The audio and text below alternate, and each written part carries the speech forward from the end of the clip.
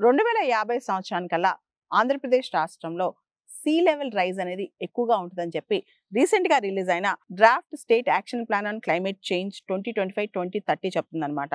ఏపీలో 2050 కల్లా 20 centimetres sea level rise అవుతుందంట. ఈ సీ లెవెల్ రైజ్ వల్ల ఏపీలో 35,000 హెక్టేర్స్ ఆఫ్ కోస్టల్ ఏరియా అనేది ఎఫెక్ట్ అవుతుందంట. దీనన్నిటికీ కారణం గ్లోబల్ వార్మింగ్. అంటే మనకు తెలుసు భూతాపం పెరగటం వల్ల సీ లెవెల్ రైజెస్ ఏపీలో జరుగుతాయని తెలుస్తోంది. 2100 సంవత్సరానికల్లా ఏపీలో దాదాపు 62 సెంటీమీటర్స్ సీ లెవెల్ రైజ్ అవుతుందంట. దీనికి సంబంధించి మన కనుక global temperatures 1.5 to 2 degrees Celsius కనుక మనకు పెరిగితే కనుక ఏపీలో 2100 సంవత్సరానికల్లా దాదాపు 62 సెంటీమీటర్స్ సీ లెవెల్ రైజ్ కనిపించదంట.